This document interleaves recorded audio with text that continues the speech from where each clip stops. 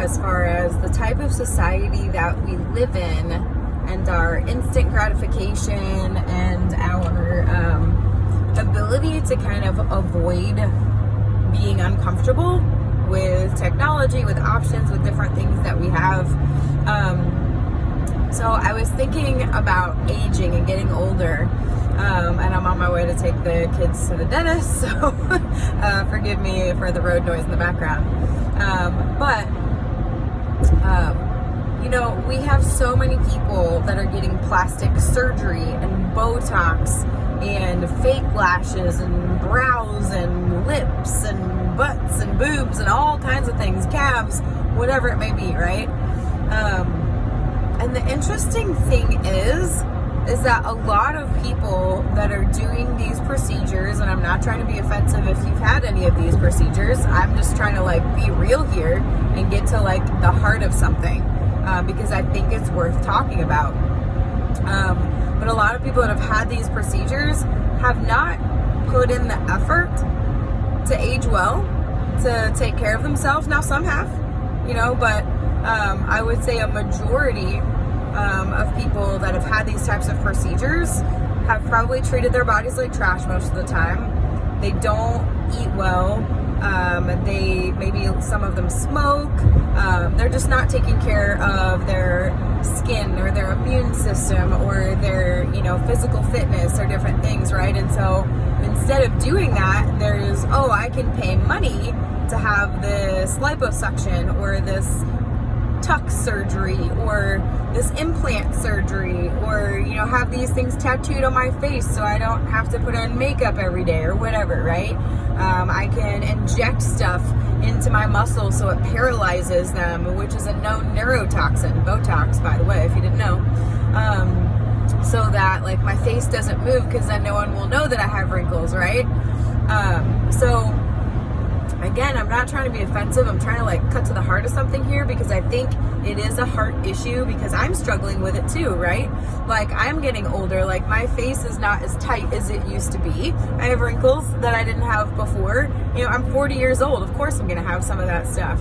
I am a little thicker than I used to be, despite the fact that I do work out and I do eat right and I do take supplements and I do my darndest, not that I'm perfect all the time, right? So despite our best efforts naturally, we can still have, some issues as far as we're aging and cosmetically we don't like how some stuff looks, right? I'm not talking about true medical issues that need attention from a naturopath or a physician. I'm talking about, the things that we just don't like because I don't look the same as I did when I was 25 now that I'm 40, right? And I am someone who puts in effort. So, imagine people that don't put in any effort, as things are sagging, as weight is coming on, as wrinkles are creeping in, right? And I don't have any makeup on, right? You see all the wrinkles right there. It's fine. Again, not as tight as it used to be, all this stuff. I get it. But here's the root cause problem.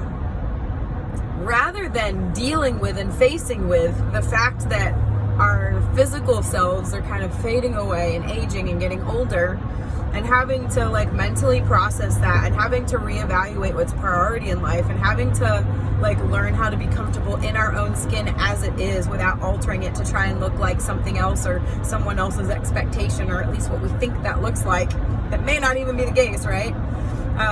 We avoid it. We get poked and jabbed and prodded and liposucked and implanted and sculpted and whatever else.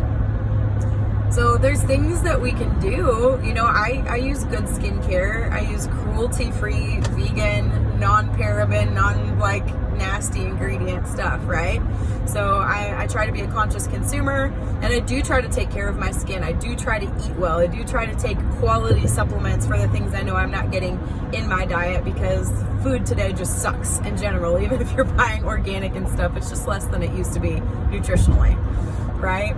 So, but then at that point, the reason I'm doing that is because I want to be a good steward of the body that Abba gave me, not because I'm trying to change it. And I've had to really wrestle with myself. Because I did like fitness and figure competitions when I was younger. You know, I've been the super vain person who was like, I am just trying to like look better than everybody else. I'm just trying to upstage someone else, right? Like all in the name of, oh, it's fitness. No, it's not. Competing is like one of the unhealthiest things that you can do to your body, quite honestly, with cutting water and all these like super swing this way, that way diets and stuff like that. Like if you're just trying to be well and whole, that's not the way to do it. You know, and I was into that a lot, and I know a lot of people still are into that. If it's your thing, I get it. I get the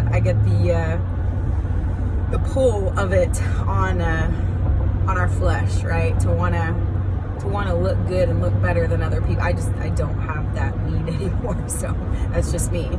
But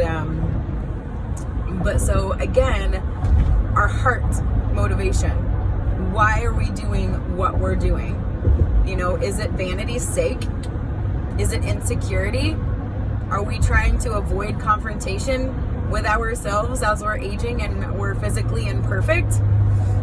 Is it laziness? Is it because we don't want to do the work it takes to try and continue to be healthy and to be well and to, you know, look our best for our spouses and to, you know, not trash our bodies and have all this disease eating it up all the time? You know, so that's the point of this. This isn't to shame anybody. This isn't to judge anybody, because I've definitely been in that space and I've like wrestled kicking and screaming my way out of it to where I realize, like, you know what, I need to take care of myself because I'm thankful for who Abba made me to be, and for, you know, the physical, mental, emotional, spiritual person altogether that I am, and I'm thankful for Abba's workmanship. And so it's now out of like being a good steward and also having the energy to keep up with kids and be able to do physical activity and enjoy, you know, taking care of like the homestead we're trying to build and all those things. When we're just trying to look better and we're spending tons of money and time and effort on something that's so shallow and so vain, I would just caution you, you know, as we're approaching Passover and unleavened bread, and we're trying to get the sin out of our hearts, and we're trying to get, you know, the yucky stuff out, and we're trying to correct our motivations and right our wrongs and things like that. You know, I would just encourage people to evaluate that. It's very, very easy in this day and age to avoid being uncomfortable, to avoid like facing your true self. But I think it's really worth it, and I think it'd be awesome if we could all just take that time to do so. Shalom.